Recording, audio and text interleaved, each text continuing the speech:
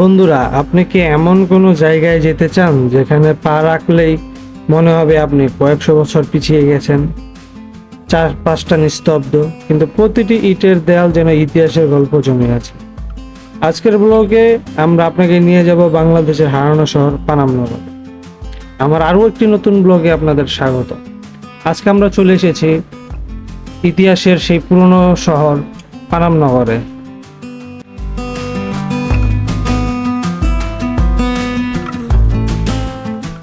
আপনারা যারা ঢাকা থেকে আসবেন তারা ঢাকা বাইতুল মোকাররমের মেইন গেট থেকে অথবা স্টেডিয়াম গেটের সামনে থেকেই স্বদেশ পরিবহন ও দোয়েল পরিবহনের বাস পেয়ে যাবেন, যা আপনাদের সরাসরি মুরগাপাড়া এসে নামিয়ে দিবে। ভাড়া পড়বে জনপ্রতি 60 টাকা করে। আমরা যেহেতু নারায়ণগঞ্জ থেকে যাব, তাই আমরা শর্টকাট রাস্তা বেছে নিয়েছিলাম। চাষারা থেকে আমরা প্রথমে চলে আসি নবীগঞ্জ ঘাটে। জনপ্রতি 2 টাকা দিয়ে আমরা নদী পার হয়ে সিএনজিতে করে চলে আসি মুরগাপাড়া বা চৌরাস্তার মোড়ে। আমাদের জনপ্রতি পড়েছিল 30 টাকা করে। ঢাকা চট্টগ্রাম হাইওয়ে পার হয়ে আমরা 40 টাকা দিয়ে চলে আসি পানামনগরে মিশুক ভাড়া করে। আপনারা দামাদামি করে নেবেন, তারা অনেক বেশি ভাড়া চায়। সিএনজিতে ভুলেও যাবেন না, কারণ তারা 100 থেকে 150 টাকা ভাড়া চেয়ে বসে সেখানে। আপনারা যদি অটোতে যেতে চান, সেখানে ভাড়া পড়বে জনপ্রতি 10 টাকা করে। শুক্রবার শনির দিন ছুটির দিনগুলোতে তারা একটু বেশি ভাড়া নিয়ে থাকে।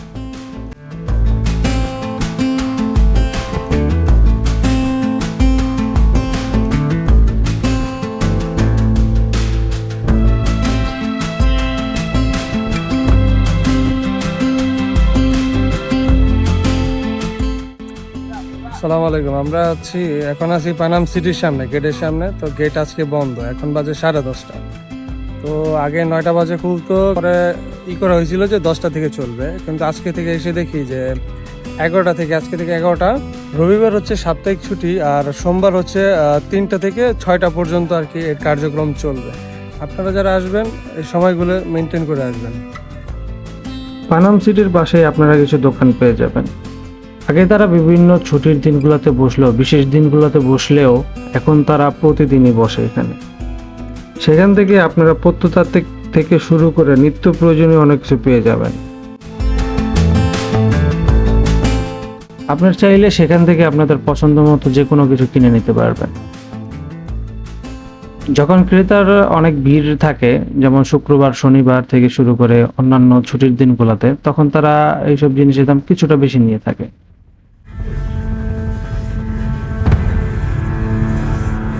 ঘড়ির কাঁটায় 11টা বেজে গেলে টিকিট কাটা শুরু হয়। আমরা জনপ্রতি 20 টাকা করে টিকিট কেটে প্রবেশ করি।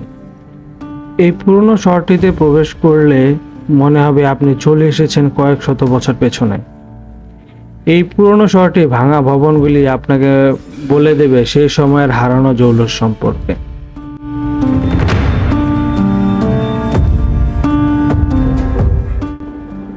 হাজার বছরের প্রাচীন নগর সুবর্ণগ্রাম ছিল বর্তমান সোনারগাঁয়ের পূর্ব নাম। বঙ্গ অঞ্চল মুসলিম শাসনে আসার পর থেকে 1610 সালের পূর্ব পর্যন্ত সোনারগাঁ ছিল স্বাধীন সুলতানি বাংলার অন্যতম রাজধানী ও প্রশাসনিক কেন্দ্র। 19 শতকের গোড়ার দিকে ধর্নাঢ্য হিন্দু বণিকদের দ্বারা পানামনগরের গোড়াপত্তন ঘটে। এই শহরটি মোট 52টি ভবন গড়ে ওঠে তখন।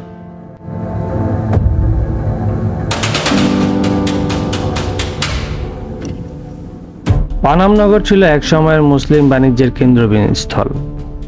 মূলত হিন্দু বণিকদের বসতি হিসেবে গড়ে ওঠা এই শহরটি ব্রিটিশ আমলে এর স্বর্ণযুগে পৌঁছেছিল। 1946 সালের দেশভাগের সময় অনেক পরিবার এই শহর ছেড়ে চলে যায়, যার ফলে আজ এটি অনেকটা পরিত্যক্ত ও ভুতুড়ে এক শহরে অবহেয়ে পরিণত হয়েছে। তবে আর্কিওলজিক্যাল সার্ভে অব বাংলাদেশের তত্ত্বাবধানে এটি এখন সংরক্ষিত একটি এলাকা। 2006 সালে ওয়ার্ল্ড মনুমেন্ট ফর পানাম সিটিকে বিশ্বের 100টি ধ্বংসপ্রাপ্ত ঐতিহাসিক স্থাপনার তালিকা অন্তর্ভুক্ত করে। এই শহরের প্রতিটি পরিত্যক্ত ভবনের ইট বলে দেয় সেই সময়ের জৌলুস কেমন ছিল, তাদের জীবনযাপন কেমন ছিল।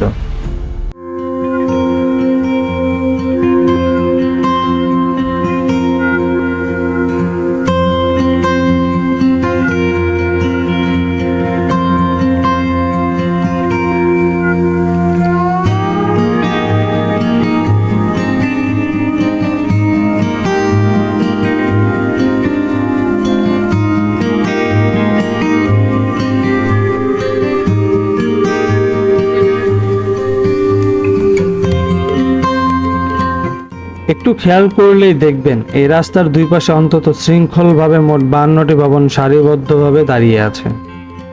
উত্তর দিকে 31টি এবং দক্ষিণ দিকে 21টি ভবন দাঁড়িয়ে আছে।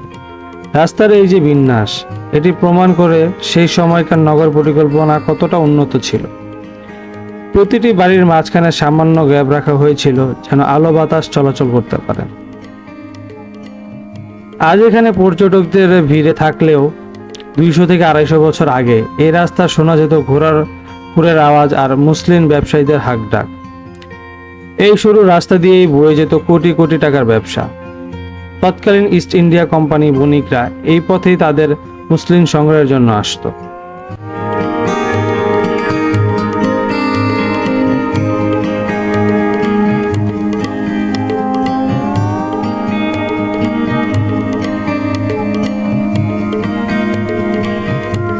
পানাম নগরের সাথে 3টি প্রধান সেতু রয়েছে যা সোনারগাঁয়ের অন্যান্য অংশের সাথে যোগাযোগ স্থাপন করত।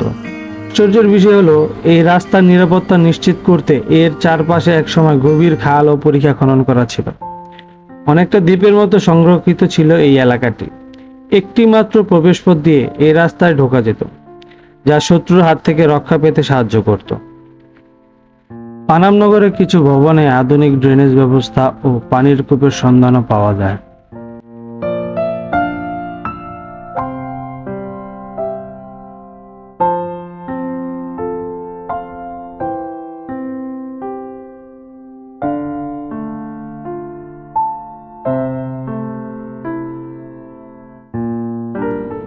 স্থাপত্য শৈলীতে ইউরোপীয় শিল্পীদের সাথে মুঘল শিল্পীদের মিশ্রণ লক্ষ্য করা যায়।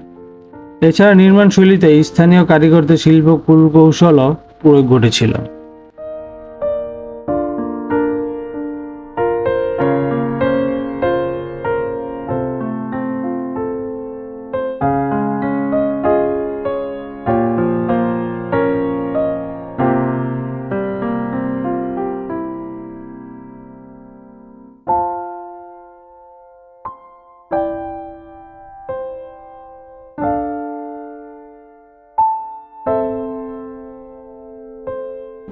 এই ভবনগুলো তৈরিতে ব্যবহার করা হয়েছে বিশেষ ধরনের লোনা ইট এবং জোড়া দেওয়ার জন্য ব্যবহার করা হয়েছে চুন সুরকির মিশ্রণ। তবে আশ্চর্যের বিষয় হলো তৎকালীন সময়ে গাঁথনি শক্ত করতে এই মিশ্রণে মেশানো হতো গালা, গুড় এবং ডিমের সাদা অংশ। এই উপাদানের কারণে শত শত বছর পার হলেও এই ভবনগুলো আজও মাথা উঁচু করে দাঁড়িয়ে আছে। খেয়াল করে দেখবেন ভবনের থাম বা পিলারগুলোতে ভিক্টোরিয়ানা স্টাইল থাকলেও জানালার খিলান আর কারুকাজে রয়েছে মোগল ঘরানা। এই বাড়িগুলো ছিল সাধারণত 2 বা 3 তলা। ধনী বণিকেরা তাদের আভিজাত্য প্রকাশের জন্য ভবনের সামনের অংশে প্রচুর রঙিন মোজাইক বা চিনি টিকারি কাজ ব্যবহার করতেন।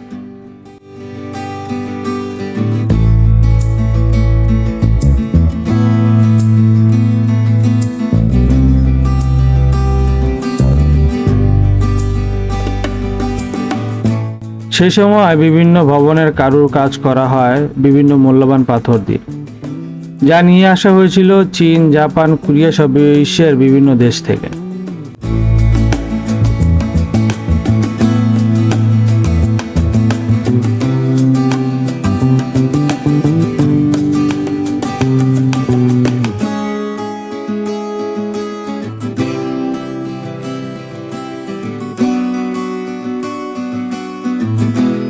পানাম নগরের ভবনগুলোর ছাদ তৈরি কৌশল বেশ কৌতূহল জাগায়। শেষ আমলে আজকের মতো রড, সিমেন্ট, ঢালাই ছিল না, তবুও এই ছাদগুলো শত শত বছর ধরে টিকে আছে। এই ছাদগুলোকে ধরে রাখার জন্য ব্যবহার করা হতো মজবুত লোহার কারিকাঠ বা বড় বড় কাঠের বিম। আপনারা যদি ছাদের ভেতরের দিকে তাকান দেখবেন সারিবদ্ধভাবে লোহার বিম বসানো আছে। এই বিমগুলোর উপর ছোট ছোট ইটের টাইলস বা চ্যাপ্টা ইট সাজিয়ে ছাদের মূল কাঠামো তৈরি করা হতো।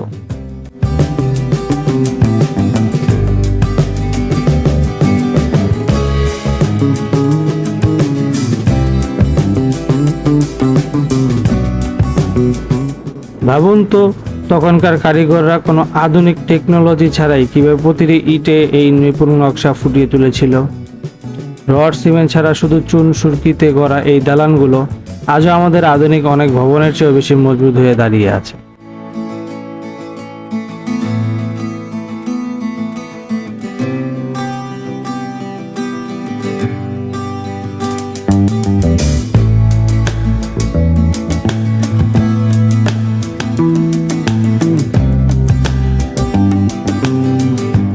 ইতিহাস শুধু বইয়ের পাতায় থাকে না। ইতিহাসের সাক্ষী হতে চাইলে অবশ্যই ঘুরে আসুন পানাম নগর। আমাদের ঐতিহ্যগুলো রক্ষা করা আমাদের দায়িত্ব, তাই সেখানে গিয়ে কোনো ঐতিহাসিক স্থাপনার ক্ষতি করবেন না। আজকের ব্লগটি ভালো লাগলে লাইক দিন এবং আপনার বন্ধুদের সাথে শেয়ার করুন। নতুন কোনো জায়গা নিয়ে আবার দেখা হবে। আল্লাহ হাফেজ।